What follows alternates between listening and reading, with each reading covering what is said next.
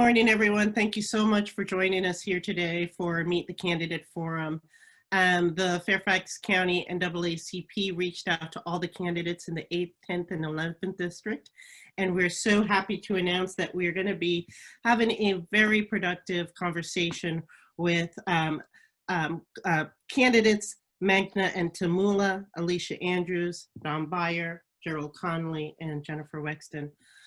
Today, we're here with Congressman Don Beyer, and we are going to have this entire event moderated by Sean Perryman, who's the president of the Fairfax County NAACP branch. So I'm going to turn this over to Sean. Thank you so much for being with us today and agreeing to moderate. Sean? No, thank you, Karen. I'm happy to be here. Always a pleasure to moderate these forums. I learned so much myself, even though I follow politics. It's always refreshing to speak with the candidates directly and hear their thoughts on various different issues and not just in sound bites. Obviously, we're coming to you today in a very unprecedented time. We're about 7 months into a pandemic that's gripped the globe, but has had outsized impacts here in America. So I know that's top of mind for everyone. We're thinking about what will our economy look like? What will the education system look like? We're also coming fresh off a summer of protests that were sparked by the murder of George Floyd.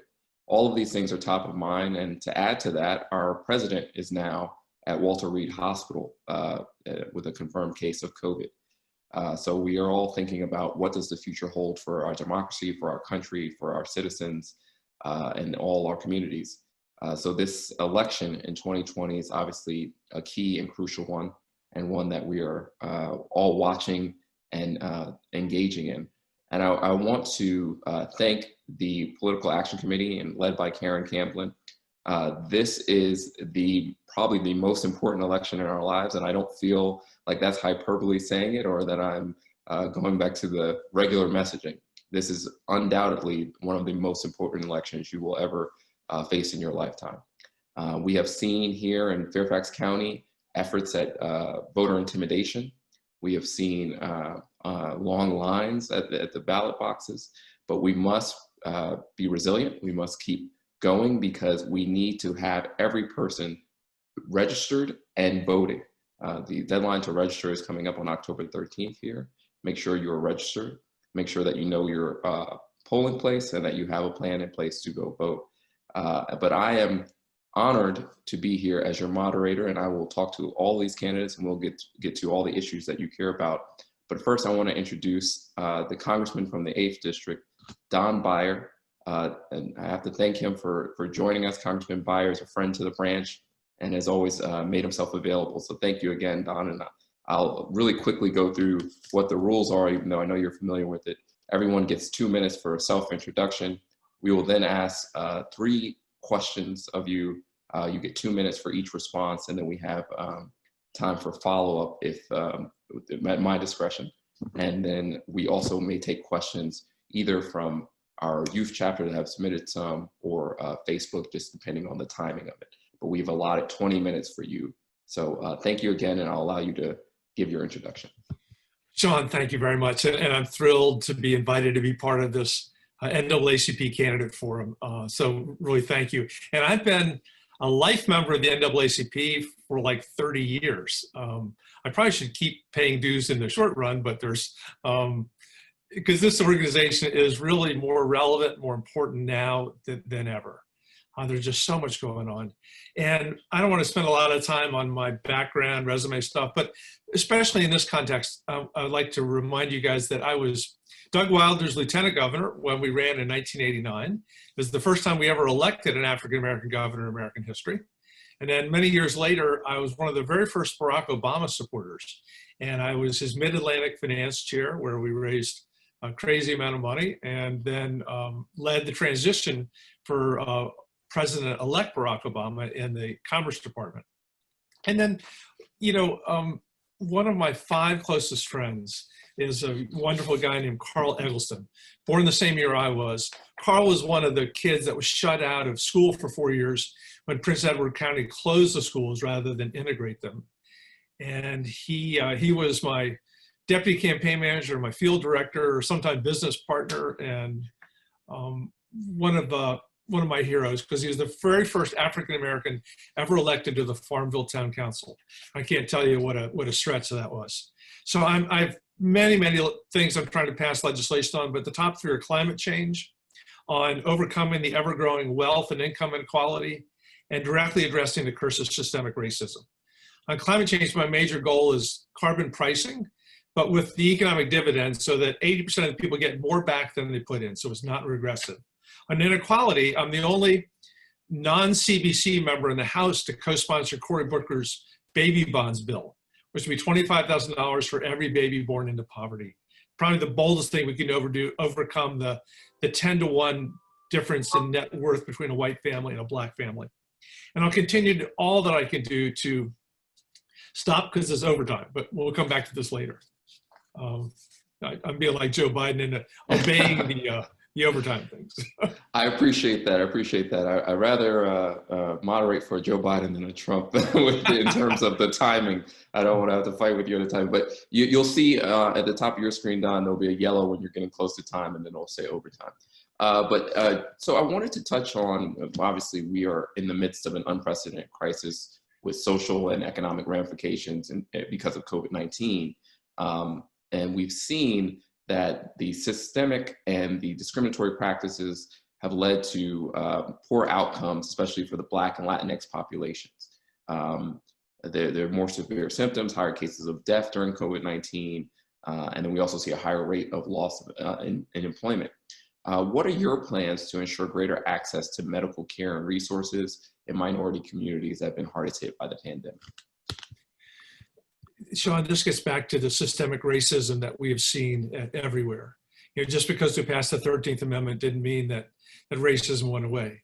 Because you had Jim Crow laws and redlining and housing restrictions, and so much limiting people to the lowest paying jobs. So in this pandemic, people in the top quarter have done fine. They've increased their savings dramatically, paid down credit card debt, kept their jobs, worked from home. And the people in the lowest quartile, who are disproportionately people of color, have lost their jobs and lost everything. So that gap in net worth is only going to get greater. On healthcare specifically, I am all in on Joe Biden's progressive attempt to move us to healthcare for all. It is a basic human right. I agree with Bernie on this. I think we have to do it in a way that honors the private insurance. People in the family business don't want to be thrown off. But as quickly as we can, which means 2021, we need to be expanding the Affordable Care Act so that everyone has affordable, accessible, quality healthcare. And we can't be satisfied until everybody in America has equal access to the healthcare that they need, that they can afford. Appreciate that answer. And you mentioned during your opening the climate crisis, and obviously that is something that we're going to have to face in the years to come. The Green New Deal and Now Thrive agenda focuses on addressing the intersecting crisis of systemic racism, climate crisis, high unemployment rate, and the stalled economy. The UN report indicates that the global crisis will reach an unchangeable point in less than 10 years. Communities most impacted by this change in Virginia are disproportionately communities of color. Would you support climate and economic initiatives such as the Green New Deal? And how will we ensure that our transition to a clean energy economy will not be perpetuated by economic inequalities? Well, Sean, that's a wonderful point, that economic justice or environmental justice has to be one of the founding blocks of working towards overcoming the climate crisis. Because just before we knew that global warming was an issue, look at where we put the biggest coal plants, or our 2 nuclear power plants are in 2 of the most African-American counties in Virginia, that you tend to put things that no one else wants next to people that have no political or economic power. And that has to be reversed. I had asked Speaker Pelosi if I could be on the Special Climate Change Task Force, and she said, no, I want Don McEachin on it, because Don has been a leader in the Virginia General Assembly on an environmental justice, which I am all in on. So I think it just has to be part of our plans from the very beginning. By the way, the same issue of environmental justice is part of why our African-American brothers and sisters have been so disproportionately affected by the COVID-19 crisis. because they still have to go to work every day, because they're in substandard housing, because there's a wonderful book out right now called The Color of Law by Richard Rothstein about how through the 30s, 40s, 50s, 60s, 70s of the 20th century, we were locking Black families out of neighborhoods where they could grow their net worth, where their families could live in a fully integrated setting. So all this ties back together, and they have to be top of mind as we move forward. And let me ask this, you mentioned the importance of education, and we've talked about Black youth being locked out of education. We're in this pandemic, we're seeing some of those same inequities in the education system because, again, a lot of times the neighborhoods who aren't served by high-speed internet are low-income neighborhoods. And it also touches rural communities as well, which are more often white than Black. But how, in this pandemic, with many schools moving to online classes, how can we assure equitable education opportunities? And I know that may be a local issue, but what can the federal government do to help school systems to make sure that we're getting equitable online learning? Ultimately, it'll be implemented locally, but local governments can't print money. And they've all suffered a great revenue losses, and nobody's ready for tax increases right now when they're struggling just to get by. So I think it's absolutely imperative that the next stimulus bill we pass, and I pray that we will pass it this next week, we'll have a lot of money for education. This is one of the 5 dividing points in the memo that Speaker Pelosi put out yesterday between the Republican version and the Democratic version. We have, I think, 3 times as much money for schools so that they can reopen safely and that we can overcome the digital divide. As you say, we tend to talk about the scarcity of rural broadband, but it's also urban broadband too. I mean, white suburbs do really well, but when you get into lower income, whether it's rural or inner city, these are the kids that don't have the laptops, that don't have the internet connectivity. So their gap in their educational attainment right now is going to get broader and broader than it was before. It's really very unfair, and it exaggerates the discrepancies that already existed. By the way, we have $200 billion in the HEROES Act we passed on May 15th for Jim Clyburn, who's leading the effort on bringing broadband to every American. Yeah, and I appreciate that. So, I mean, we hear about these efforts in the House, but obviously we have a Republican-controlled Senate. Do you? And this is more off script and off the questions, but do you think that in this upcoming November election we have a chance at possibly gaining some traction for some of these bills with possibly a new makeup in both the Senate or even the White House? I feel very optimistic about 2021. We need to elect Joe Biden, and I feel there's an 80% chance right now, according to 538. We really need to take back the Senate. If it's Mitch McConnell, it's going to be a very difficult time. And then we need to get rid of the filibuster. Ezra Klein has a great long piece the last couple of days about how the filibuster was there basically to preserve not just slavery, but Jim Crow through all those years. We need to let the majority work. And then we can pass the John Lewis Voting Rights Act that fixes the Voting Rights Act. We can pass baby bond bills. We can get rural broadband to everyone. We can do so much of the progressive agenda that you and I have been fighting for a long time. Yeah, I hope so. Obviously, the NAACP is nonpartisan, but we do have an agenda, and we want to see these things like broadband for everyone and some real reform that's needed to make our society more equitable. And Congressman, we're running short on time, and I want to be respectful. I lost my AirPod there. We're running short on time. I want to be respectful of your time. Is there anything you'd want to leave our audience with knowing about this upcoming election or the agenda that you have for your community? Sean, I just want to say that as an old, white, entitled businessman, that I feel very genuinely about the reality of systemic racism. And I don't think it's enough just to talk policies here and there, but to walk the walk. My chief of staff is African American. My immediate past chief of staff, African American. My scheduler, my 2 top constituent service.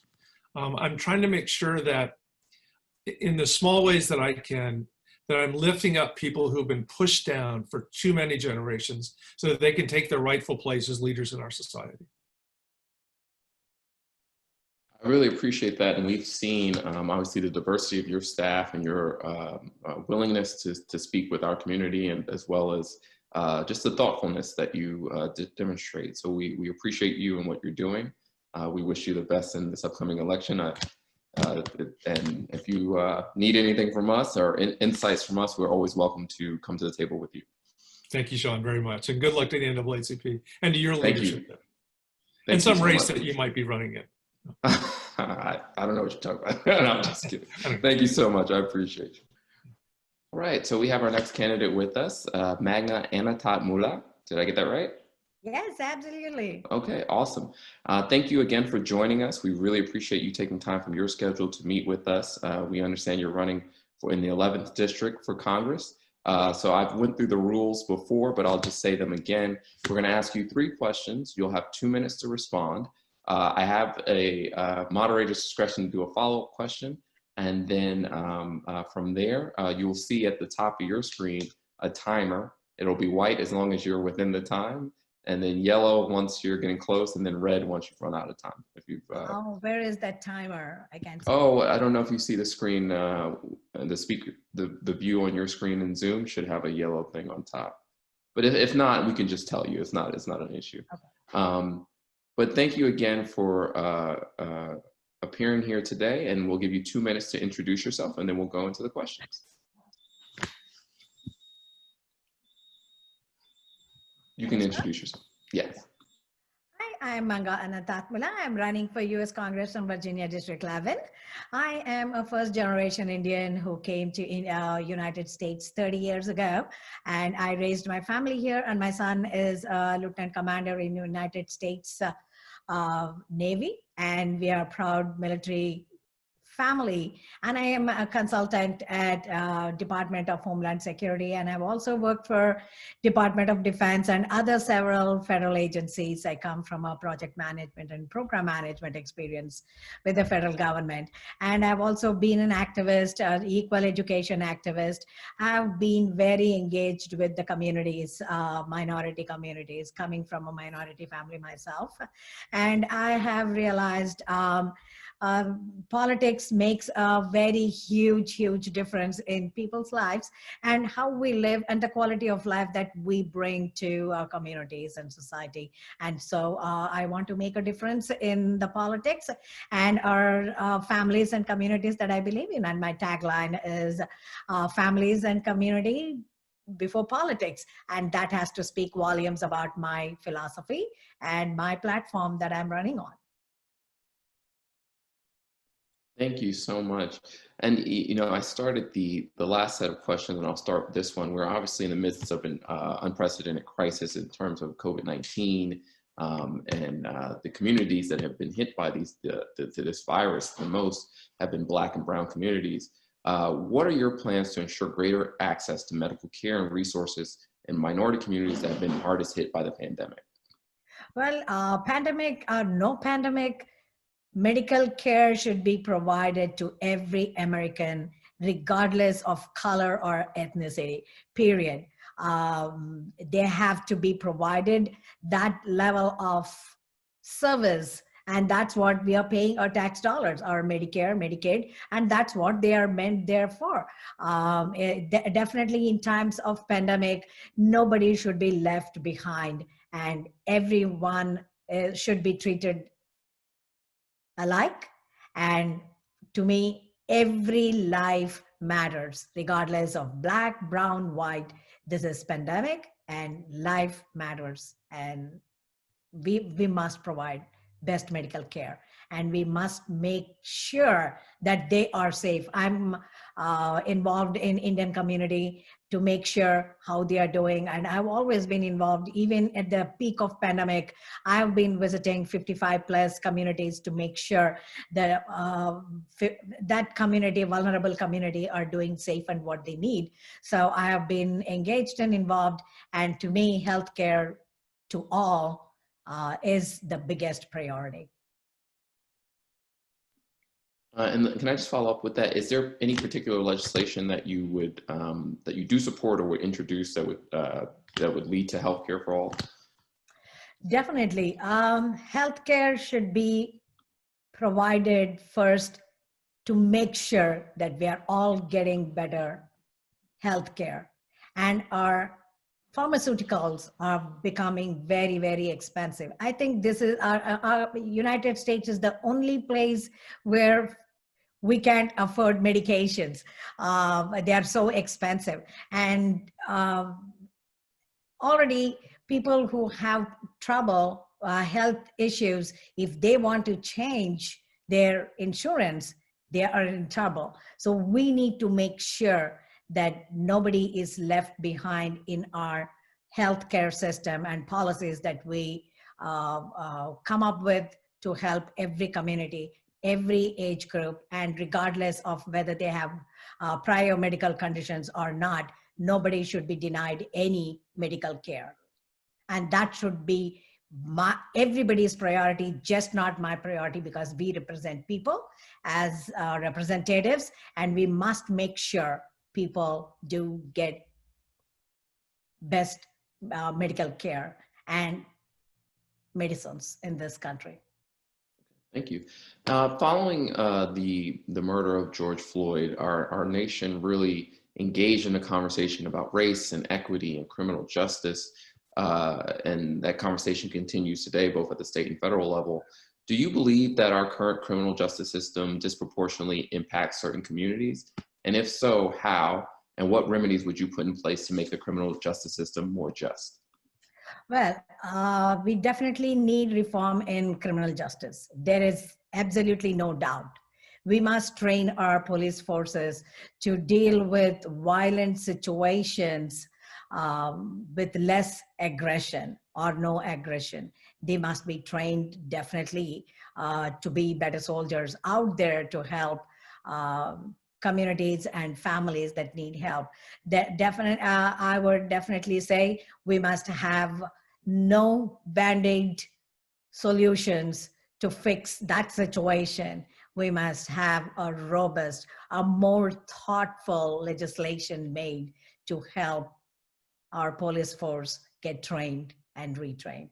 And that should be a continuous process, not just one time. And there are bad apples, definitely. Such bad apple police force must go. They must be let go, and they cannot be given chances again and again because our communities and families depend on police force to protect us.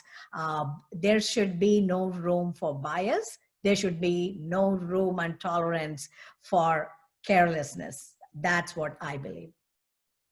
In terms of letting go of the bad apples in the police force, would you support something like ending qualified immunity? Can you repeat that question again? Yes, I was saying in terms of getting rid of the bad apples in the police force, would you support something like ending qualified immunity for police officers? No, I wouldn't say that. Training them and making them responsible and making sure that the training is working and how they are enforcing and having a better overview is what I would recommend. We should have a better overview and a periodic check on how we are doing and how our police force is doing. There should be transparency too. Transparency, okay, and training. So let me ask you this. We're all dealing now with this pandemic, and many people that may be listening are parents. what role does the federal government, or what should they play, and how could they help their local jurisdiction in making sure that online classes are done equitably so that no student is left behind? Well, as far as I know, even before the pandemic, the homework and everything was already being done online. So I'm assuming if they have already not done it, to ensure every child has access to internet, to the classrooms, and to all the tools that are supposed to be made available for a student to do their homework, to communicate with their teachers, and everything that takes for a student to have a good learning experience. No child should be left behind. Education should never be equitable. It should be available to all equally, and I believe in equal opportunity. Provided equal opportunity to every child, they are brilliant and successful, and they know what they want. It's just that we need to provide what they like to develop into. That is the key to making every child successful and educated. Now, college education is not for everybody, but we have to make sure even K-12 has the curriculum that helps the student to have real jobs and real education by the time they finish their K-12. That should be our goal. If our children are not trained properly to go out and have a real job, then we are not training them properly. Our education system is flawed. I want to make sure when a high schooler graduates from high school, they are really ready for a real-time job outside, not just for waiting on tables. There's nothing wrong. As high schoolers, they can, but when they graduate, they must definitely be able to get a real job. Okay. And Magna, I have, sorry, that was the timer that you heard there. So I will just, but you're fine. I'm going to ask you one more question, and then we'll take some questions from our Facebook audience. Let me ask you this. Over the last decade or so, we've seen erosion of the voter rights protection, from disassembling the Voter Rights Act to dubious changes to the Postal Service. We even seen here in Fairfax County some claims of voter intimidation.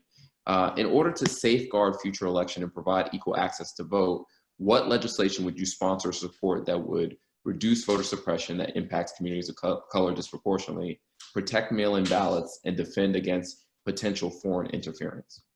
Well, voter suppression is definitely a no, regardless of anybody's ethnic background. That is our constitutional right to go vote, period. No voter suppression. That's our constitutional right. Everyone must be able to exercise their right. And as part of what I would do for legislation, I would definitely work toward creating a national voter database that is so robust. There will not be any fraud. You can vote from anywhere, and your vote is counted as only one vote. Right now, our system allows multiple voting. What if the year in 2016, I voted in North Carolina in a very small town that my husband and I are the only brown people in 75-mile radius. And there, when I voted and came back to Virginia, I could have voted again in Virginia, registering for a new voter from a Virginia voter. There is absolutely no way to determine right now whether a person has exercised their voting right in another state and have early voting, and they are coming and registering in another state for another vote. So how are we going to determine everybody is going to vote only one time? So national voter database is a must have for this country to make sure that we are all voting from nowhere, regardless of where you vote from, your vote is counted and there is no fraud. And that way, and also one thing I want to focus on is why is always that ethnic background question is thrown at us. Why, if I'm an American, I am an American, period. I don't want to be identified as an hyphenated Black American or Asian American or whatever American. That is undesirable. I would say I'm an American, Magna, I'm a patriot. you've hit your time. Let me ask a follow-up though, so you might get more time to speak. I asked about voter intimidation, and you mentioned voter fraud. Do you believe that's a big problem in our country? Like, what percent do you think that happens at? Well, I don't know the percentage that happens. Voter fraud is a constant thing that is happening even now.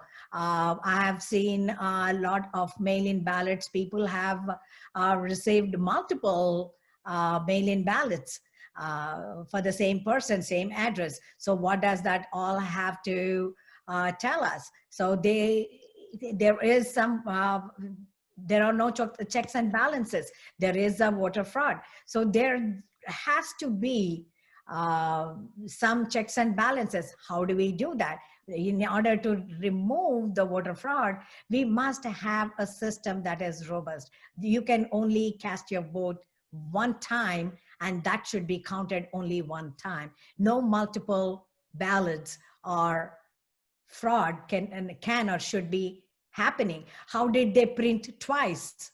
That's a fraud for the same. Okay, so you think voter fraud would be printing a ballot twice. Let me ask you about your voter database idea.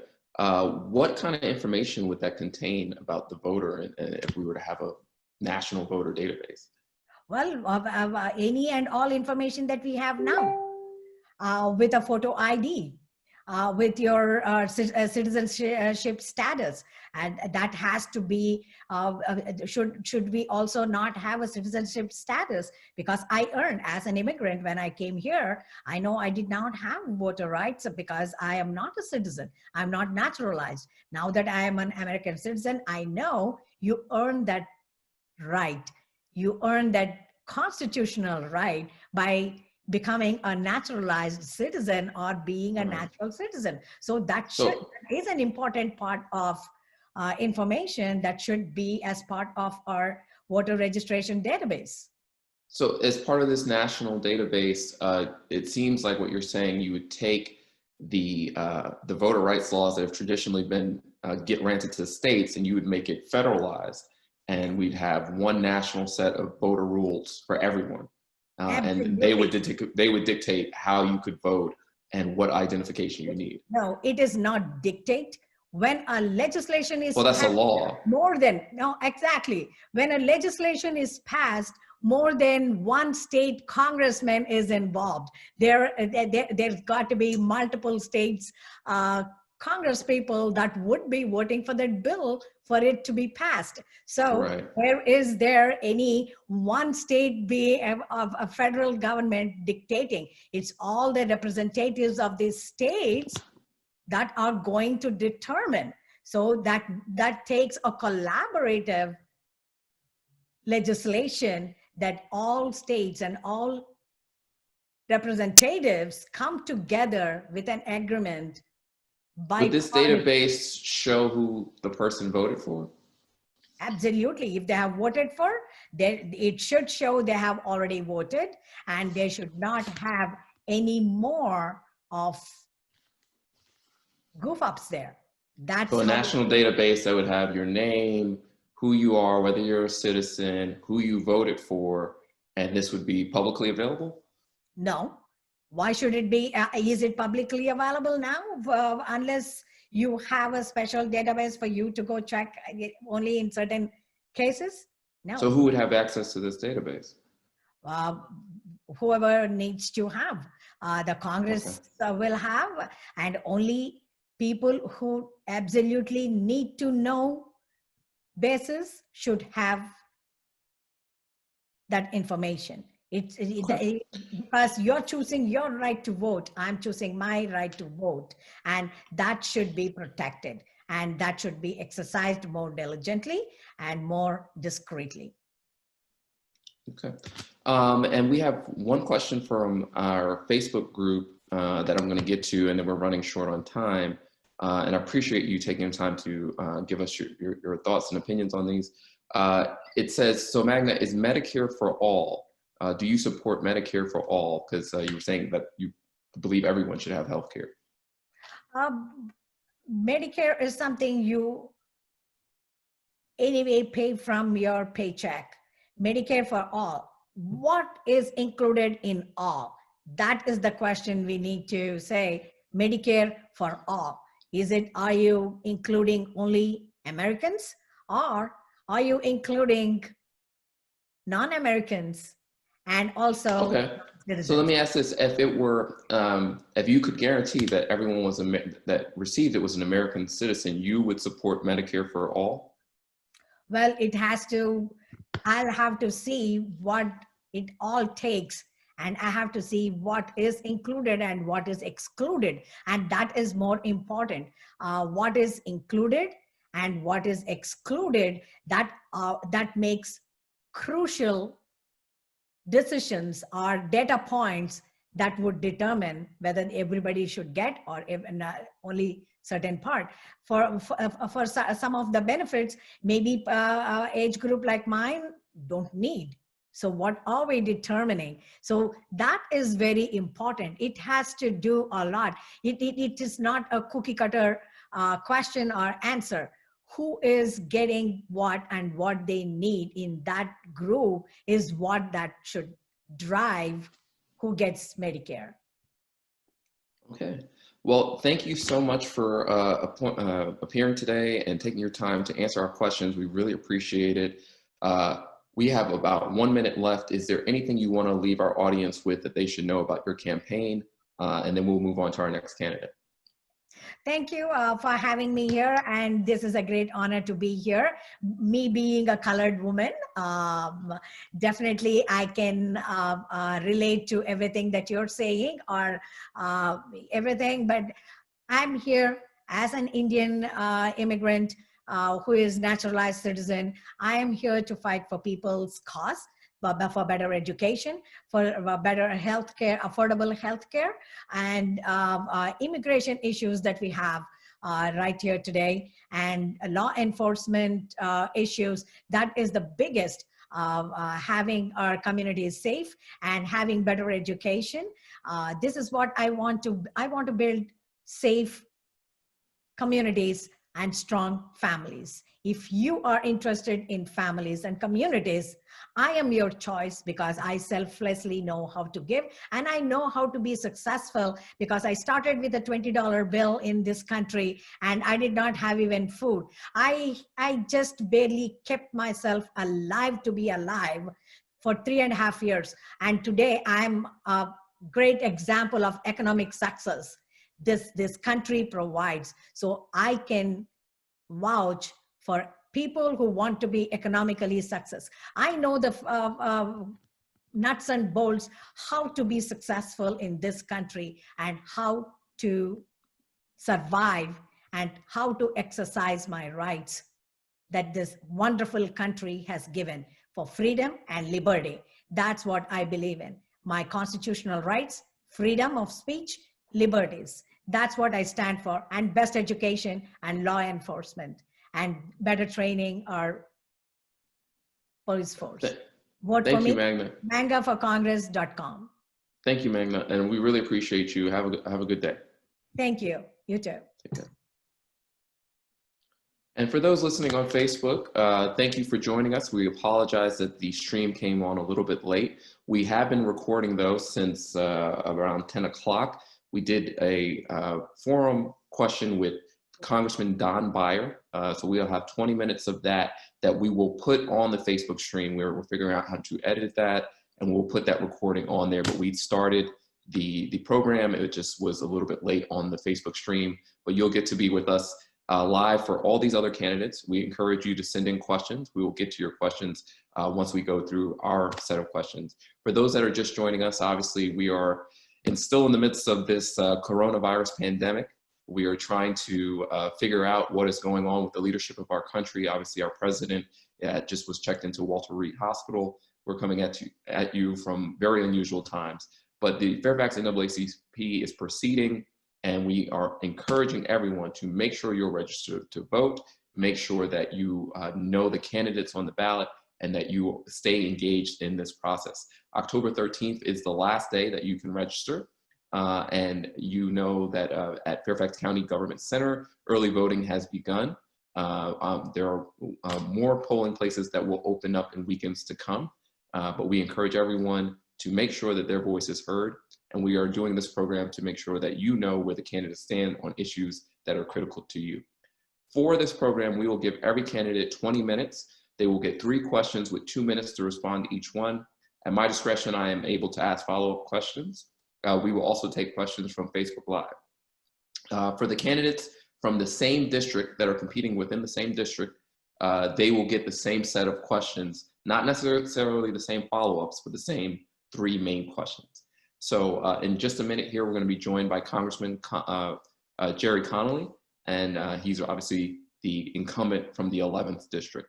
So thank you again for joining us this morning.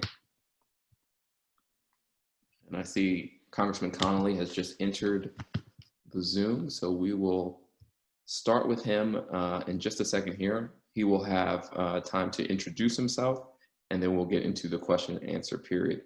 Each candidate has been given 2 minutes to do a self-introduction, and then we'll go from there into directly into the questions.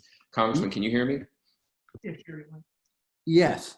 I assume what you meant there, Sean, was the other candidate's already done that. Yes, she's already done that. She is gone. So I meant that you get every candidate that it's going to appear is going to get 2 minutes for introduction. So she's gone, and now it's your turn. Okay. You want me to start? You can start. Okay. Well, I want to thank you and thank the NAACP for this forum. I think you couldn't face more of a contrast between 2 candidates. I have spent my entire adult life fighting for civil rights and voting rights, fighting against discrimination and against voter suppression. I partnered with this NAACP as well as other local NAACPs, including, of course, Prince William, in all of those efforts. We've collaborated on affordable housing, on highlighting voter suppression efforts and trying to roll them back. I have attended virtually every annual NAACP gala for the last 25 or 30 years. We have worked on so many things together. A few years ago, when the National NAACP ranked voting records in Congress, I was very proud of the fact that I was tied with Bobby Scott, the senior member of the Virginia delegation and the first African American. I was tied with him for the highest rating in Virginia and one of the highest in the country. Because, of course, NAACP has fought for, healthcare. It's fought for affordable housing, fought to end homelessness, to restore voting rights to felons, to protecting veterans and the like. And we've made common cause. I will say to you, you just heard from my opponent. I will accuse my opponent of engaging in hate speech. My opponent has called Muslim American members of Congress jihadists. 3 of the 4 Muslim American members of Congress are African Americans, one of whom went on to become the Attorney General of Minnesota. He is not a jihadist. That is a smear that ought to be condemned. She has called Black Lives Matter protesters terrorists after the George Floyd murder. She is a champion for Donald Trump and all, including his dog whistles and racism that I've spent all these last 4 years condemning, as have you. And so I think you do have a real contrast. I think you asked her about, qualified immunity for our police. Her view is rah-rah all the way. Well, I believe we need fundamental reforms in policing. That's why I was proud to support the Justice and Policing Act that was written by the Black Caucus in Congress to move us way forward in trying to get away from structural racism and brutality that occurs so frequently. Sorry, you've hit your time. I just want to be respectful of giving everyone equal time. So you hit your time on the 2-minute intro, but we can launch right into questions, and we'll probably touch on many of the topics you spoke about.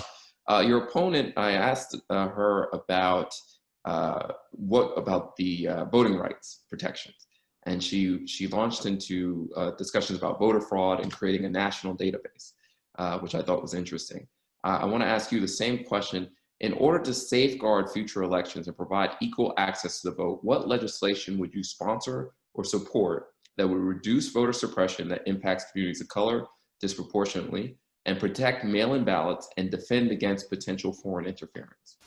Well, Sean, as you know, I have a record. I wrote the FAST Act, which would set uniform standards for early voting, universal registration, easier protection, cyber protection of machines we use, backup paper ballots, and to try to standardize it in federal elections by providing grants to do that. And that bill has been incorporated into a larger bill we passed a little bit earlier. I was proud to vote for the John Lewis Act that gets at voter suppression. I've been a long advocate with NAACP at forums we've had over the last 10 to 12 years. Calling out racism. I worked with the late Elijah Cummings after one of my precincts in Prince William County. I just so happened to kind of have breakdowns in voting machines and long lines outside, while nearby white majority precincts had no problems. And we actually called that out. We went down there with the fraternity and handed out blankets and water and urged everyone to stay in line. Then Elijah and I had a field hearing on it to highlight the issue. And Elijah Cummings gracefully came and joined us. And both he and I followed that up with requesting a GAO study to look at voter suppression, even de facto suppression. Why is it coincidental that there aren't enough voting machines in minority majority precincts, but there are plenty in white majority precincts? So I've got a long track record, and let me just say one more thing. And I condemn my opponent for even insulting you with trying to persuade you that voting fraud is the issue. Voting fraud, as used by Republicans all over the country, is nothing but a cover for the voter suppression they otherwise can't justify. The problem in America is not enough people vote. 40% of all Americans who were eligible did not vote 4 years ago, and that's how we got Donald Trump. Making it easier to vote is the issue. And that includes restoring felon voting rights, which again, the Republicans are trying, even after a referendum was passed by the voters of Florida to do that without conditions. The Republican legislature and the Republican governor have imposed conditions, almost like a poll tax. If you have court fees that are still outstanding, that right to vote does not kick in. So as we speak, we're fighting voter suppression methods. And you mentioned, I'll shut up with this, but with the Postal Service, as you know, I've been a big champion of bringing attention to what the new Postmaster General is trying to do to delay and disrupt voting by mail. And that's led by Donald Trump and his new Postmaster General. And we've beat him back. We've beat him back in the courts. We've had hearings and exposed it on the Hill. And I have been front and center in that issue. So I have a long record in speaking out against and actually introducing legislation and using all the legislative tools I have to call out voter suppression for what it is. And Thank you, Congressman. For trying to tell you voting fraud's a big issue. It is not. Thank you.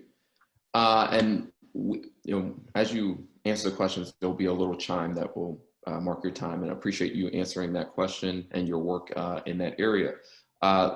Obviously, we were talking during a time when the president is sick with COVID, as are many other Americans. 200,000 Americans, more than 200,000 Americans have now died during this pandemic.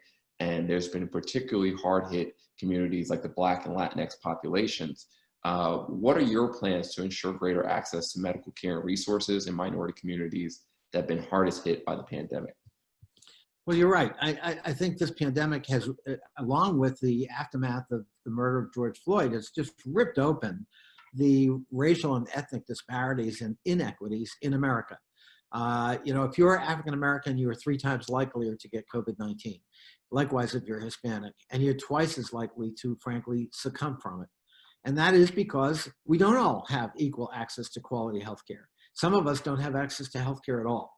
And unfortunately, all of the moves this administration and Republicans in Congress have taken to try to roll back the Affordable Care Act have really exposed millions of Americans who need it most now.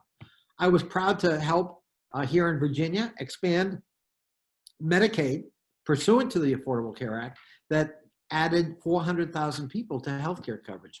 We need to do that all over America. But we also need to make sure people can afford healthcare and that they have access to it. As you know, there are other aspects of this virus pandemic that have also been exposed, housing. And you and I, NAACP had a wonderful forum last year that it sponsored, I spoke at, and I was an early advocate for affordable housing here in Fairfax County. But quality healthcare, affordable housing, not in crowded circumstances, it obviously makes a huge difference in terms of how fast this virus spreads and who gets it. So there are a lot of conditions besides just health. Low income, service jobs that require your physical presence where there may not be PPE, crowded housing, and lots of other conditions certainly have contributed to a racial and ethnic disparity in terms of who gets this virus and who succumbs to it. Appreciate that. Let me ask you this. I want to get to the third question that we asked your opponent so that we make sure we ask both of you the same questions, and then we may have some questions from our Facebook audience as well. In terms of education, many of your constituents, their children are going to school virtually. I think this is true definitely in Fairfax and in Prince William as well. I think they have a bit of a hybrid model there. What can we do to ensure, and what can the federal government do to help local jurisdictions to make sure that online education is equitable and that we aren't leaving kids behind in this virtual environment? Great question, Sean. I mean, maybe less so in Fairfax and Prince William, although we still have needs, but there are broad swaths of America where broadband is very inadequate or non-existent, which immediately means they have a problem doing remote learning in any kind of systematic way. But wherever it is, we need to be making IT investments. Now Fairfax and I think Prince William both used a lot of money we recently provided in the CARES Act to actually purchase technology, PCs and screens and iPads, so that students would have access. But look, technology is the key to everything in our society, and that means everybody has to have the means and the access. So we've got to make investments in broadband. We've got to make investments in IT. We've got to have better software. Fairfax is a great example where the dashboard software just for whatever reason didn't work, in part because maybe the school system didn't make the upgrades it was supposed to, because often IT is treated like something over there that is sort of like, a custodial item we'll get to. IT, we know, is integral to the mission. And therefore, you've got to pay a lot more attention to it and integrate it into the teaching, model. We also, frankly, have to invest to help our teachers be able to do it. And if we're going to have hybrid or actual physical learning, it has to be done under the strictest and most safe circumstances. We have examples where that has worked, but we also have other examples where lots of kids and lots of students got sick.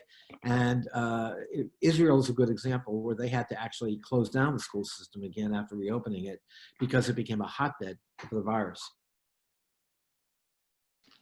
And Congressman, I'm looking here to see if we have any questions from the Facebook audience. I'm sure they will come in. Could you quickly just say to us, tell our audience here, what would you want them to remember about your campaign versus your opponents? I'll give you that, 2 minutes of time for that. Yeah. Or sorry, yeah, go ahead. Well, I mean, my opponent obviously spoke for herself, but I find her views about other minorities, frankly, repugnant. And I do believe she's engaged in hate speech, which is why I won't give her a platform. I will not debate my opponent, even though I've engaged in more than 200 debates in my career. I've never been shy about debating, including at NAACP forums. But I'm not going to give her a platform to propagate her hate speech against Muslims, against Black Lives Matter advocates, against other groups. And obviously, if people like Trump, my opponent would give you a wonderful acolyte, another enabler in the Congress to help Trump and his agenda. I beg to differ. I believe Trump is a threat to democratic liberties and has to be fought every step of the way. And I have a track record that tells you I do that. You know, I'm a child of the civil rights movement. I grew up with Martin Luther King and SNCC and the riots, you know, at the Selma Bridge caused by white law enforcement. And those were images that are seared in my head. I ran for office to do something about that. It is the passion of my life to broaden rights in America, to protect everybody's liberty, to raise people up and give them opportunity, irrespective of background, color, gender, ethnicity, religion, or sexual orientation. And I've lived my life that way, and I'll die that way. And so for me, being in Congress, having the privilege of being able to address these issues in a substantive way is the honor of my life, but it's also the obligation of my life. Congressman, that was very eloquent. I appreciate all the work you have done in Congress and for your constituents. I wish you well in this upcoming election. There were no questions for you in the Facebook chat. I guess people feel that you have adequately answered them, but we or they know you, or they know you. Well, thank you so much again for your time here. We really appreciate it. You've always been willing to share your time with us, and so we thank you again for doing that today. Thank you, Sean. God bless you all. And please all stay safe and healthy. You too. You too. Take care. So the congressman will be leaving us, and we're going to be joined next by Congresswoman Jennifer Wexton, who I believe is waiting in the chat here, or waiting in the waiting room. Can we go ahead and let Congresswoman Wexton in? Can you hear me now? Yes, I can hear you now. How are you? Great, thanks. How are you? Great, thank you. Thank you again for joining us this morning. We really appreciate it. We've gone through this a couple of times now with other candidates, but just so for your edification, we're going to give you 2 minutes to do an intro, then we'll launch right into the questions. The questions are, we'll ask you three questions, and you will get 2 minutes for each response. We also have people watching on Facebook Live who can put questions in the chat there, and then we'll take anything else that we get from the audience. So in total, you'll have 20 minutes. So you can go ahead and start your intro. Thank you. Thanks. Well, hi, good afternoon or good morning, everybody. I'm Jennifer Wexton, freshman member of Congress from Virginia 10. Thanks for having me here this morning. It's great to be back with the Fairfax NAACP. So I came to Congress after having served in the Virginia State Senate for 5 years. And there I passed 40 bills while serving in the minority party. I was very proud. One of those bills included my legislation to help combat the school to prison pipeline by giving school systems alternatives to suspension, which you know, suspensions disproportionately impacted communities of color and disabled students. I brought that same work ethic with me to the United States House of Representatives, where I have passed 5 bipartisan bills through the House of Representatives, and my Retirement Protection Act has become law.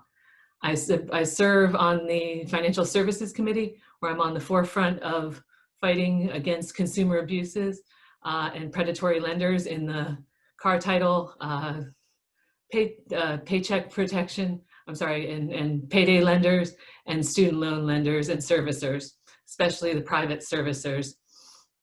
But we also have been instrumental in governing how the Paycheck Protection Program and other CARES Act programs are distributed, and trying to hold them accountable, the Trump administration accountable to ensuring that they are distributed in a way that's fair and equitable, and that minority communities are represented.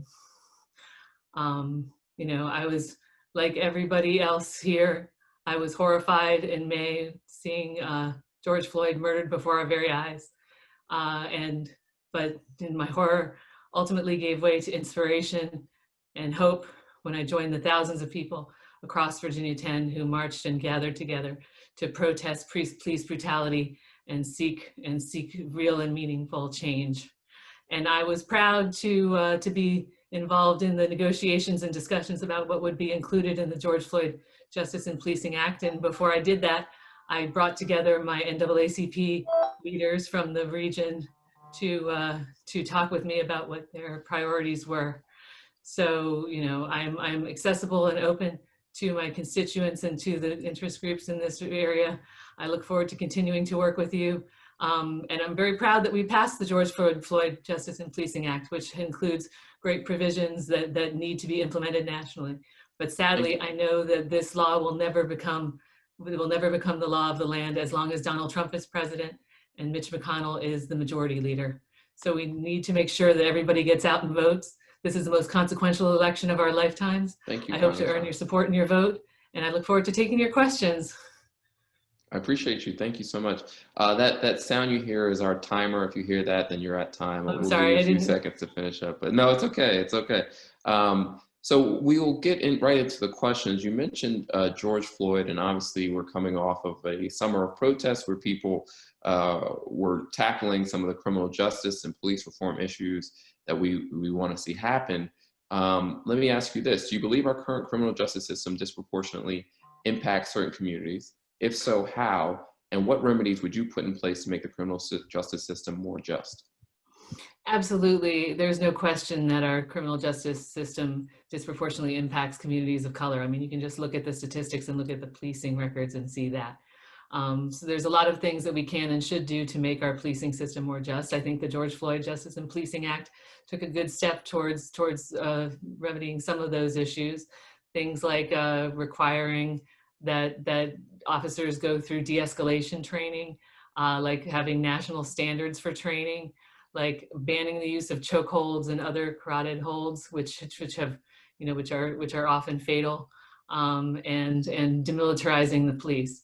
But there's still a lot more that we need to do. You know, there's no question that racial profiling exists. We need to stop that practice. We need to ensure that communities of color are not unduly policed, and that we also have things like over incarceration, and same thing with the alternatives to suspension as well, because this is a continuing cycle that starts really early when young Black children are disproportionately suspended from school and treated more on the criminal track than white kids, and then it becomes a self-fulfilling prophecy later on. So we need to make sure that we'll deal with it at all levels, with things like restorative justice, with things like peer-to-peer, you know, counseling and corrective behavior, positive behavior incentives, both throughout the criminal justice system, but also starting in our schools to combat the school to prison pipeline. Thank you. I appreciate that answer. Let me ask you this. In the last few years in Congress, we've seen reparations discussed more seriously than I would say I've seen before in my lifetime. What do reparations to the African-American community mean to you, and what form do you think these should take? If there's a particular bill that you support, please let us know. Well, I can't tell you exactly what the best form it would be for reparations, but I can tell you that we need to have a serious discussion about what that will be and what form it will take, because the 400 years of systemic racism in this country has permeated all levels of life for African-American community. You know, we see it in the disparities in the racial wealth gap. We see it in the disparities in health outcomes, which have really been laid bare by the coronavirus pandemic. We see it in education disparities. We see it in wage disparities, and we see it in housing and in all areas of life. So we need to make sure that we take a systematic approach to it, to deal with the systemic racism that has brought us to this point. So we can't just, you know, give every Black family $5,000 and call it even. You know, we need to look at creative, inventive ways to ensure that we get more housing to this community, that we have more access to credit, that small Black-owned businesses are supported, and there's so much to do. So what I support is Representative Sheila Jackson Lee has a bill to conduct a comprehensive study of what form reparations can and should take in order to have the best practices to make sure that we are addressing all of these systemic inequalities in a way that's really going to make real and lasting change. And I hope that legislation will become law if we get a better Senate, a better president. Yeah, and let me take my moderator's discretion to ask a follow-up. So you were saying, and several candidates have touched on this, that to make some of these a reality, we need a better Senate and a better president, et cetera. What do you think the chances of that are? And is there anything that we could do in the interim, assuming that we had the same makeup in the Senate but a different president? What do you think is realistic? Well, I would hope that something that's essentially just a study would be supported. You know, it's not requiring us to do anything. It's just having us study this problem. I think there's a good chance that we will see some improvements in terms of the makeup of the Senate, and I certainly hope that Joe Biden is elected, and I'm doing everything I can to make that happen here in Virginia. But in the meantime, you know, I think at least raising awareness and the acknowledgement that something needs to be done. The George Floyd Justice and Policing Act, when it came out of the House of Representatives, was bipartisan. And so it's just also a matter of getting these things to be taken up in the Senate. Right, right. But And, there does seem to be a critical mass of people on both sides of the aisle who want to see some change. Right. And then we got a question here from the Facebook audience, and then I'll get to your third and final question, but I wanted to make sure that we did mix it up a little bit and have some questions from the audience. Someone asked, should we stop wasting $750 billion a year at the Pentagon without an audible accounting system and reinvest in renewable energy, especially in communities of color and poverty? And that came from the chair of the Green Party, Virginia Green Party. So there's no question that there's a lot of waste at the Pentagon, and that's something that we've been trying to crack down on and conduct more audits to determine where the money's all going.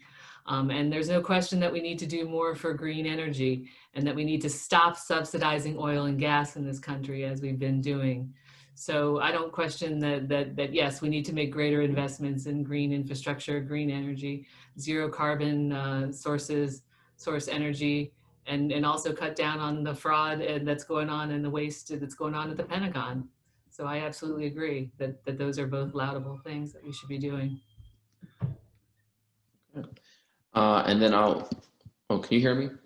I can hear you. Okay, great.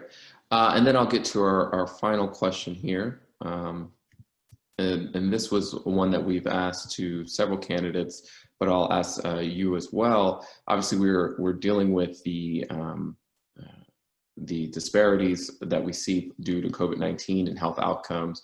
What are your plans to ensure greater access to medical care resources in minority communities that have been hardest hit by the pandemic? Right. I mean, there's no question that COVID has hit communities of color much harder than it has the white community, and that shouldn't be. But it's also emblematic of the disparity in health outcomes for communities of color. So there's a lot of things that we can do. The first thing is ensuring that everybody has access to a quality, affordable health care. And one of the things that I was very proud to do, one of my first votes in the House of Representatives was to allow the House to enter the lawsuit, to intervene in the lawsuit where the Trump administration was trying to strike down, and still is trying to strike down, the Affordable Care Act in its entirety, to defend the Affordable Care Act. So we need to make sure that we continue to defend it. Voting to expand Medicaid in Virginia was my proudest vote as a state legislator. Now more than 400,000 Virginians who didn't have access to quality health care do. We need to make sure that we protect the ACA so that continues. Also, you know, I favor a Medicare X to have a public option for people who want to buy into that system and may not qualify under other exchanges. And another thing that we did in the Senate, or in the House rather, was to ensure that the CARES Act included funding for localities to be able to target their response. And one thing I've seen is, and this is, you know, 4 of the top 8 the worst impacted zip codes in Northern Virginia are in Virginia 10, in my district, for COVID fatalities and COVID cases. So one of the things that we've done is make sure that they have the resources to target the response to the places where it's most needed. And you won't be surprised to hear that that's in communities of color. So ensuring that there is access to more quality healthcare, testing, tracing, and even isolation options for people who may not otherwise be able to isolate is important. So those are all things I'm going to continue to fight for, along with making sure that we lower the cost of premiums, You know, I was proud to vote for the Elijah Cummings Lower Drug Costs Now law or act, which would Medicare to negotiate for prescription drug prices, one of the top drivers of expense in the healthcare system today. Okay. And we're obviously running short on time, but I do have another question that was received. What are your, sorry, let me make sure I want to read the person's question right here. Virginia is one of the 12 remaining states that does not automatically allow felons to vote after finishing their sentences. Would you support federal legislation to end felony disenfranchisement once citizens have served their time? Yes, absolutely. Absolutely. It shouldn't be a life bar. And Virginia actually has historically been one of the stingiest when it comes to restoration. There was very little options for restoration, and same thing with expungement. So yes, absolutely. People who have served their time and paid their debt to society should have their rights to vote re-enfranchised. Well, thank you, Congressman. We really appreciate you taking the time to meet with us and speak on these issues this morning. Is there anything you want to leave our audience with before we go on to the next candidate? Just please vote and tell all your friends to vote as well. We have all these great new options for early voting in Virginia. Make sure that you tell all your friends. If you have friends who sat out in 2016, who may have voted in 2012 and sat out in 2016, make sure that they turn out to vote, and they can go to iwillvote.com to learn all their options for voting wherever they live. Thank you so much, and I can't echo that enough. Please vote. You know, no matter who you're voting for, obviously the NAACP is nonpartisan. Make sure your voice is heard. This is a very critical election, so we want to make sure that you get out there and vote. Please, early voting has already opened here in Virginia, and there will be plenty more opportunities for you to cast your ballot. Thank you again, Congresswoman. Thank you for having me. Take care. Stay safe, everybody. Stay safe. All right, we're just going to take just a minute here as the next candidate is coming into the Zoom and loading up. And we thank the Congresswoman and all the other candidates who have appeared with us beforehand. Again, if you have questions for any of the candidates, please feel free to put that in our Facebook chat. And then as I see the other candidate is connecting to the audio, so just 1 second here, bear with us. Wonderful. Well, hi, I'm Aliscia Andrews. Thank you so much for having me. My husband and I are Marine Corps veterans, and we're the proud parents of 3 beautiful children. We, like many parents, had a very difficult pregnancy with our second child, Logan, and the doctor gave us a very grim prognosis to choose to abort our child because of the prognosis, or basically choosing his life or mine. And I'm proud to say that we chose his life, and he's a strong 7-year-old and a great baseball player here at Loudon South. I've spent my career as a policy and strategist. I've earned my MBA in cybersecurity management certificate from Georgetown. I worked at various national security agencies, worked at the FBI, Office of the Director of National Intelligence and Customs and Border Protection. And I believe our district deserves better than what we've currently got. And that's why I'm fighting for this district and why I'm running for Congress. Our current representative hasn't done much for our district specifically. She's named a single post office. And to me, we deserve better. Our safety, our families, and our security are on the ballot. And it's worth fighting for. We're worth fighting for. Our small businesses and our schools deserve to be open, but safely. Our small businesses are being strangled with higher regulations and higher taxes, many of which have been forced to be closed for an incredibly long time. And we need to be able to safely open our economy. And that's why I believe this district is worth fighting for and fighting back on. And I would love to earn your vote on November 3rd. And I look forward to taking your questions. Thanks again for having me. Thank you. Thank you for being with us today. So we'll launch right into the questions. Again, you'll get the same 3 questions. It may not be in order the same that she got them, but you'll get the same questions. You mentioned, of course, the pandemic and the effect that that's had on the economy, but obviously it's a public health crisis, and it's hit the Black community and Latinx populations particularly hard. What are your plans to ensure greater access to medical care and resources in minority communities that have been hardest hit by the pandemic? Well, as a veteran, I've seen how hard it is when you don't have access to care with the VA. You know, I have, as a woman in the VA, I went for months on end not having access to care. I waited for 4 months to get a single shot. I know what it's like to not have access. I think the most important thing we can do is to talk with community leaders to find out where our actual flaws in the system are and to work together in a bipartisan effort. Because I think the biggest challenge right now is we have so many partisan people that are working on fixing problems without actually working together. And I think our healthcare challenges can best be met when we know that we're working together and working together as a group and finding out how we can best serve the community. And the VA is the best example I have, is when we start working together instead of working apart, we can solve the problem. And I think that's the best way to solve the healthcare crisis. And I hear your call for bipartisanship, but what specifically do you think we can do, given the makeup and that we do have hyper-partisanship in our Congress? What can we do to better get better health access to everyone? Well, ultimately, I think we need to stop playing party games, truthfully. And that's the difference between me as a Marine and other people. Is I'm not going to Capitol Hill as a Republican. I'm going as a human being and as a mother who has a pulmonary embolism due to lack of medical care. You know, that I understand what it's like to not get the access I need. I can't say that I've lived in the shoes of anyone who's experienced the exact things you're talking about from those communities, but I would love to be able to talk to those leaders to be able to find out what challenges they have and be their champion to fix those problems. But I can't talk for them at this moment without actually having that conversation. So I think that the best thing we can do is to have that conversation, and I can be their champion. But ultimately, it has to be a bipartisan effort, because we can't have somebody trying to ram something through that'll never get passed on the Hill. And that, to me, is the best thing that we, as a collaborative whole on the Hill, have to do.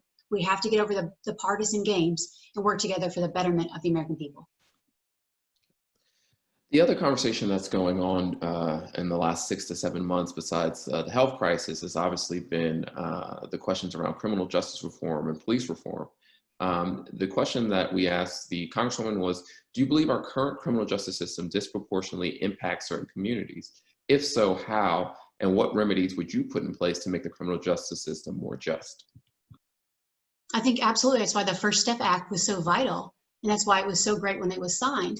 And I think that one of the best things we can do moving forward is bring light to our criminal justice, as things are unjust.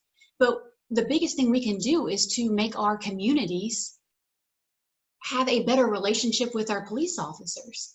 You know, there are bad apples in every orchard, just like there are in every single occupational field.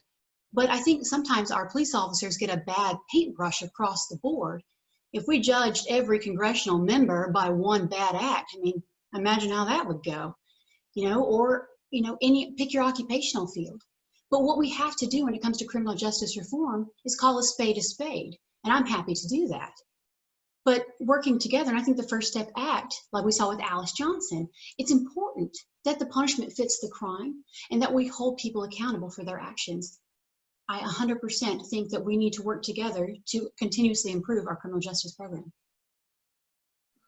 And just to follow up, one of the things that we've been pushing for here at the branch and also at the state level and at national as well is just what you said, holding people accountable for the actions. And one of the ways we think we could do that is ending qualified immunity. Would you support ending qualified immunity for police officers? So the challenge I have with the idea of ending qualified immunity is when police officers act in good faith, sometimes things go good, sometimes things don't. But when you have police officers that don't act in good faith, they should be held accountable. But sometimes when you have someone who acts in a split-second decision, they can't be second-guessing themselves. So qualified immunity is a slippery slope. But I think the best thing that we can do as a community is make sure that every police department is accredited. We can make sure that every police department has the training that they need to have. We need to make sure that there aren't these people that have 17 negative reports being covered for. We need to make sure that a union's not able to hide someone's negative behavior and allow them to continue to be out doing the things that they're doing. We have to work together to improve our community that goes with the community and with the police together. I think with Loudoun County, one of the positive things that we do is we have our police out as much as humanly possible. They're out at every event you can imagine. And while it's not perfect, nothing's perfect. But the idea of trying to put our police out in positive situations is it allows the community to see that the police are human. It allows us to have a positive interaction with them. And I think that goes a long way, and it could go a long way across the board. But I think we need to make sure that the training is there for the police officers, and it needs to be an evolving training process. It doesn't need to be just when they're in the academy. It needs to be something that is a continuing evolution. And we interjected questions from the audience in between Congresswoman Wexton's question, so I'll do the same here. We got a question from the audience. What is, they want to know, what are your thoughts on the federal response to COVID? Well, I mean, I think that's a complicated question, so I'll be honest with you. I think that in response, it's easy to be a Monday morning quarterback. But I think looking back on it, there's a lot of things we could have done better. I think that we could obviously look back and say that, you know, I wish that we would have been more vocal about things, but looking at the state of affairs, we can say that we don't know a whole lot more right now than we knew 5 months ago or 3 months ago. What we know right now is that it has a 99% survival rating, which is a blessing. And we know that we're working diligently to try to get to a vaccine, and we're working diligently together to try to make sure we keep as many Americans safe. And I'm grateful that we had so many people working together to try to make that happen. But I think as a country, I would rate us at a C-. C-. I have a follow-up question in my head. When you talk about the survival rate of 99%, obviously 200,000 Americans have died. What can we do, or what should we have done in the last few months, or what could have been done better as far as messaging from the federal government to make sure that the population was taking the right sort of precautions as it related to the virus, if anything? I mean, ultimately, we've learned that in the case of the governor who wears a mask all the time, that he's gotten COVID. And we've learned with the case of the president, he doesn't wear a mask all the time, that he also got COVID. So we're learning that no matter where you go and what you do, you're still vulnerable. So I think what we've learned is that we really need to make sure that cleanliness is the most important thing. And I tell you what, I have told my children more times than not to wash their hands and to make sure that they're continuously washing their hands. And I don't know about you, but I can't tell you how many bathrooms I've been in my life where there's no soap in the bathroom. And I'm grateful that's something that's going to change and evolve. But I think that the biggest thing that we can tell people from the past and things we could have done better is that we have a responsibility to protect the vulnerable and to protect the people that have pre-existing things that could make them more vulnerable, to make sure that they get the PPE they need, the N95 masks, the gloves that they need, to make sure, especially people in nursing homes and the communities that really need those goods and services more so than maybe someone that doesn't have that vulnerability as high. So I think those are things that we know now that maybe we didn't know then, that could have maybe saved American lives. But ultimately, again, it's playing Monday morning quarterback. You know, we can sit here and gameplay all day, all the things we could have done differently. But I like to focus on things we can do moving forward, and that truly is to make sure that we continue to manufacture those goods here in the United States, to make sure that we are getting those people those services that they need, protecting the elderly and the vulnerable, and continuing that process moving forward. And I want to make sure I get to the third question, and then if we have time, we'll take some more from the chat, obviously. The third question we asked your opponent is, what do reparations to the African community mean to you, and what form should these reparations take? Well, you know, to me, reparations are something that, you know, has been talked about quite a bit.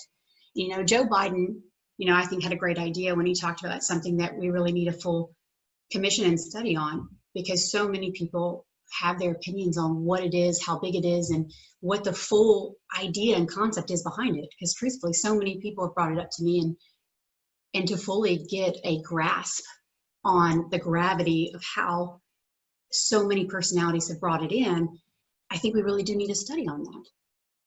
But ultimately, what I think we need to focus on for the here and now while we wait on that study is we need to focus on how we can affect our communities today, and that's the schools. The best way that we can move forward is to make sure that our education system, make sure that no person gets ever left behind again, and make sure that our education system is the most equalizer of all. School choice is paramount. Equity in education is paramount. What we're seeing right now with the distance learning thing, there is no equity in education. We have the haves and have-nots.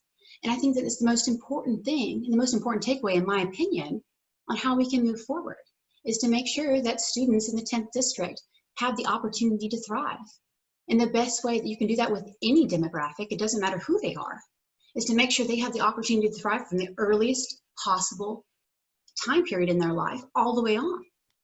Because if you want to give someone a fighting chance in this country, it doesn't matter where they come from, what they believe, who their mom and dad is, what county they're from, what district they're in, they should have the opportunity to thrive. And if they're from a school that isn't great, they should have the opportunity to fight to go where it is.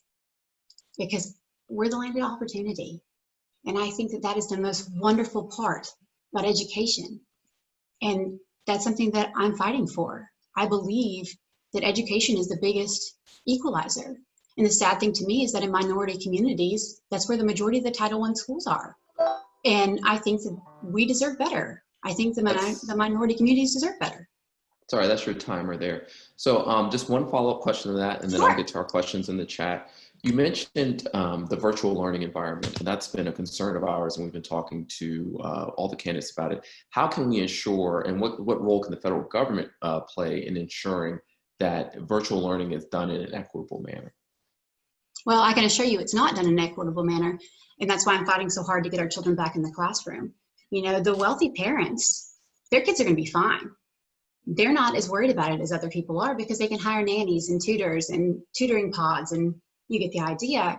But the dual working parents, the single moms, maybe the not so wealthy folks that can't afford an additional mortgage payment, who don't have the capability to be able to be hover parents over this whole process, the elementary school students, the IEP kids, all of these other children who aren't able to learn distance learning wise, is a huge equity gap. And I think when you blanket children, you fail. And in my humble opinion, and you can take it for what it's worth, and I listen to parents all day long, we deserve better in that arena. And we have to be fighting to get children back in the classroom. And for the parents that want to keep their children at home, they should have the right to do that. And they do.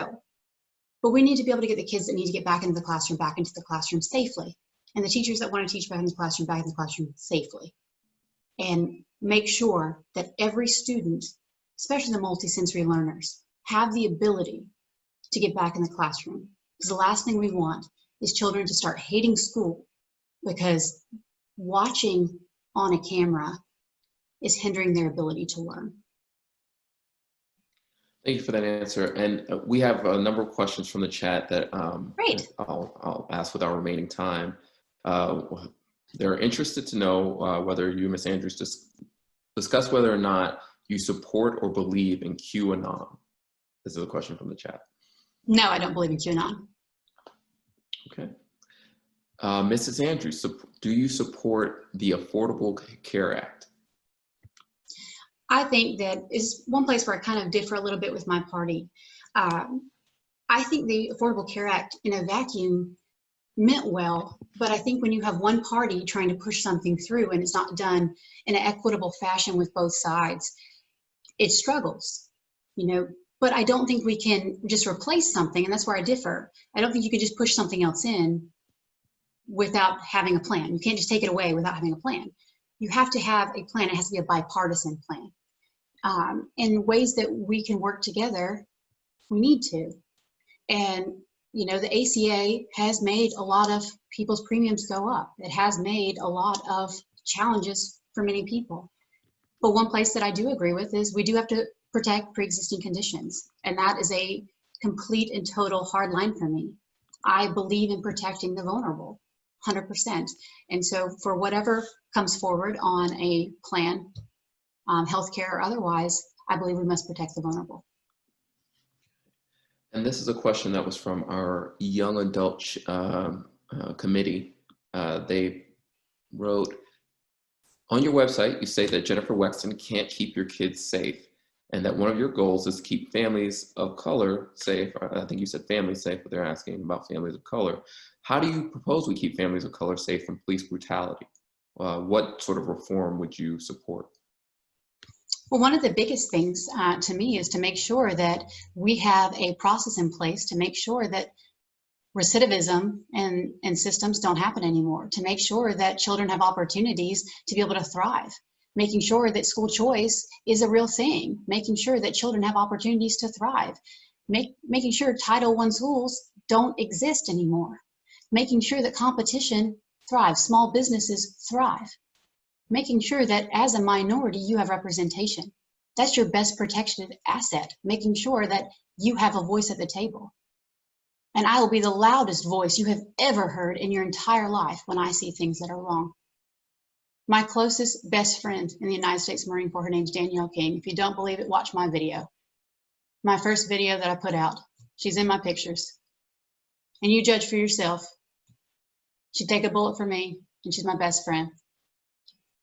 I truly believe that we have to be willing to fight for the people that deserve to be fought for and do the right thing. It doesn't matter what color you are, it doesn't matter where you come from, but I'm willing to fight for you and for whatever injustice that faces you. I want to make sure I understand your answer. So they were asking about what you would do to protect people from police brutality.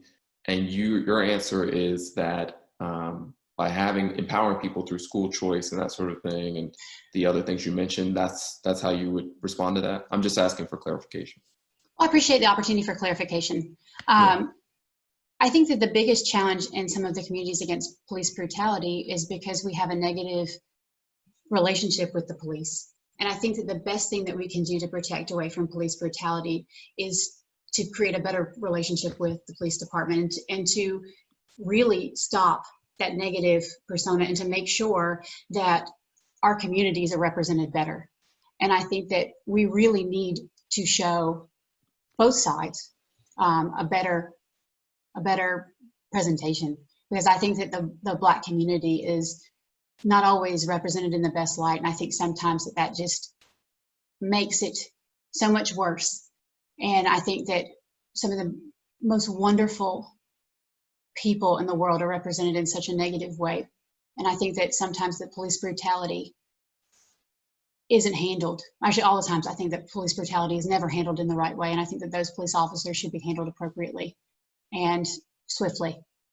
So I think that we as a community need to hold our officers accountable and make sure that we do that. So I hope that clarifies that answer. Okay. And this is the final question I'll take from the chat, and then I'll just allow you a minute just to say same thing, essentially what you would like to leave us with. Could Ms. Andrews describe what opening safely means to her? Also include the help of teachers, of course, school support staff, many of whom live with low incomes. So how do we, I guess what they're saying is, how do we open safely according to you? And how do we account for staff that may be low income workers as part of that reopening? Are we talking about schools or are we talking about businesses or both? We're talking about schools. So how do we, this is, how do we open, this is about schools. How would you open the schools safely? Yeah. I think that we've seen a lot of models work very well where we've been able to get the teachers and the staff the PPE that they've needed. Currently in both Fairfax and Loudoun, they have the CASA programs. I'm not sure if Fairfax calls it CASA or not, but in Loudoun they call it CASA, where they've had the smaller groups of students that have been in the classrooms, where the teachers have PPE and the students have PPE, and they're cleaned. The classrooms are cleaned every evening. And I think that it's going to be requiring a higher level of cleanliness within the classroom and a higher level of cleanliness between each transition throughout the day. It's going to require a lot more cleanliness on our parts, and it's going to require a lot more patience on our parts. But I think that we'll be able to make sure that we can get back open safely by creating the PPE needs that we need to, cleanliness. And there's options as well as having children bring their own lunches. And if they're not able to, if they're in environments where they can't, we can do stack lunches like they used to for field trips and things like that, where it's no touch. We can also do thermometer checks when people are coming to school to make sure that no one's running a fever, and different variables like that. There's ways in which to make sure that we can go safely to school. And there's ways to also make sure that we can go safely to businesses, and we need to follow those models that some of the big box retailers have done as well for the small box retailers. So I think that there's a way to get us open, but it needs to be gradual, and we need to be making sure that as we are doing that, we need to have a plan. And I think that's the biggest thing that many parents are struggling with, is that we haven't really been provided a solid plan by our districts.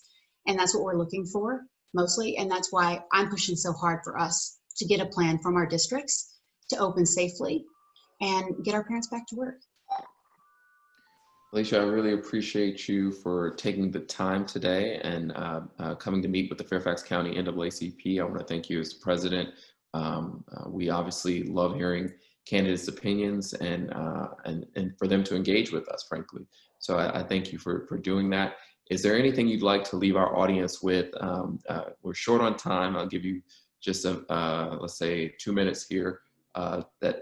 What distinguishes you? What should they know about your, remember about your campaign as we close out for the afternoon? Wonderful. Again, thank you guys so much for having me. Know that I'm a fighter. I know what it's like to be from just the community. I'm not a career politician. I'm a mom who's mad at the status quo. I believe that our community has the best in front of us, not behind us, and that together we really are the strongest, but only if we work together. I have no special interest. I have our interest. I'm not going to Capitol Hill to make friends, and I'm not going to DC to have DC explain to us on why we need what we need. I'm going to fight for the 10th district. I believe in our district. I believe we need to go to school. I believe our small businesses need to thrive. And I most importantly believe in you. And I'm going to be your fighter, and I'll be a champion for our schools. I'll be a champion for our small businesses. I look forward to being your representative. I will fight hard to make sure that every single person in my district is equal under the law. And we'll fight every day to make sure that you know that. Thank you so much for having me. And I really, really look forward to hearing from each and every one of you. If you have any additional questions, please go to my website, email me. My website's andrewsforvirginia.com. I will answer each one of your questions if you have them, honestly and openly, because I want you to know you have a voice from me, because it matters to me that you know I'm here for you. No matter what, no matter if I like what you have to say or you like what I have to say, I want you to know that I will be your voice. Thank you so much for having me again. Thank you. Thank you. Thank you for coming today. And thanks to all the other candidates who participated in today's forum. I hope that everyone watching on Facebook enjoyed the forum, found it informative, and that they feel ready to vote in November, or if they choose to vote early. We really appreciate every single person, from Congressman Don Beyer, Aliscia, Congresswoman Wexton, Congressman Connolly, Manga, all of them. Thank you so much for being here today. And I want to say a special thanks to our Political Action Committee and their chair, Karen Camplin. Thank you, John Cartmill, and our communications folks. This has been a great forum. I hope you all will be able to join us later this month for our general membership meeting. It's always the last Thursday of the month. It will be virtual. You can catch it on Facebook Live. And everything that we have done through the duration of the pandemic is available on our Facebook page on videos. So please tune into those. You can learn more about the issues important to us as well as the candidates. I want to say to you all, we are in difficult times, but we are going to get through this together. We have to stay engaged. We have to stay engaged at the state, local, and federal level. And we have to make sure that we are making our voices heard and taking care of each other. So stay safe. Wash your hands, and please wear your mask. So everyone have a good afternoon. Thank you so much.